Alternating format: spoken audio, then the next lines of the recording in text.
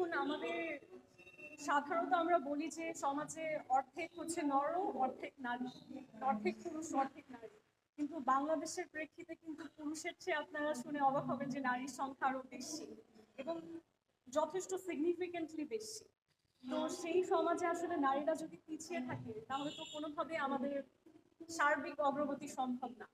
তো আমার একটা বিশাল গোল কিন্তু শুধুমাত্র নারী অধিকার নিয়ে কাজ করা না, আমার একটা বিশাল গোল হচ্ছে বাংলাদেশকে রিব্র্যান্ড করা, সারা বিশ্বে বাংলাদেশের ইমেজটা পজিটিভ এবং ইনফ্লুয়েন্সিয়াল করা।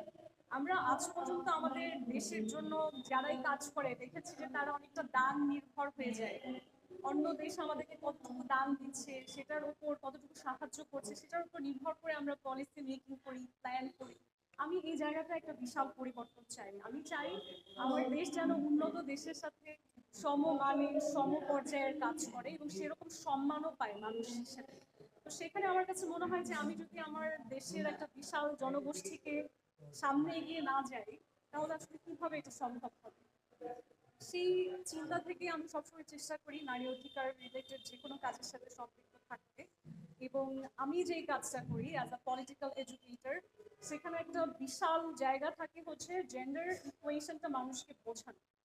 এবং আমাদের কিন্তু আসলে এই যে নারী হওয়া তার সাথে কিন্তু ক্লাইমেট, আমাদের দেশের এনভায়রনমেন্ট, আমাদের দেশে যে ন্যাচারাল ডিজাস্টারগুলো হয় প্রতিটা জিনিস জড়িত। প্রতিটা ন্যাচারাল ডিজাস্টারে ইউনিসি বেশি নারীরা এফেক্টেড হয়। ইনফ্যাক্ট একটা বিশাল সমস্যা হচ্ছে আমাদের স্যানিটেশন নাই নারীর জন্য। এখন পর্যন্ত আমরা বলি যে আমরা অনেক উন্নত দেশের দিকে এগিয়ে যাচ্ছি, বাট এখন পর্যন্ত আমাদের নারীদের মেনস্ট্রুয়াল নিডসগুলো ট্যাব, যে কারণে সমাজে তারা তাদের দরকারি প্রয়োজনীয় জিনিসগুলো পায় না এবং অনেক রকম রোগ মহামারীতে অনেক নারীরা অসুস্থ হয়ে যাচ্ছে, একটা অসুস্থ জীবন কাটাচ্ছে। তারা তাদের রোগ বালা এগুলো মানুষকে বলতেও পারে না লজ্জার কারণে, যেহেতু সামাজিকভাবে ট্যাবু।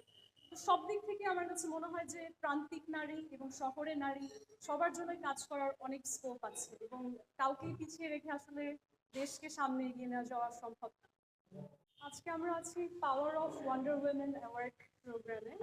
তো এখানে খুবই নিশ একটা ক্রাউড, একেবারেই হচ্ছে আমাদের বাংলাদেশের ঢাকা শহরের একেবারেই হচ্ছে আমি বলবো ক্রিম লেয়ার অফ সোসাইটিতে যে লেডিরা কাজ করছে বা যে অন্টারপ্রেনাররা আছে তাদেরকে নিয়ে আজকে বনানী ক্লাবে একটা আয়োজন হচ্ছে।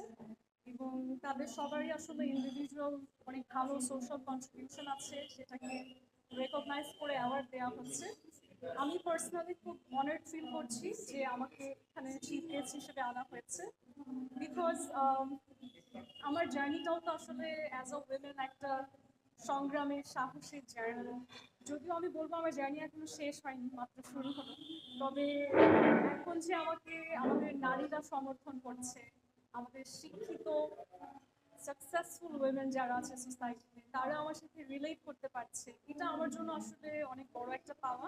যে কারণে তারা যেমন আমার পাশে আছে তাদের পাশেও আজকে থাকার জন্য আমি চলে এসেছি।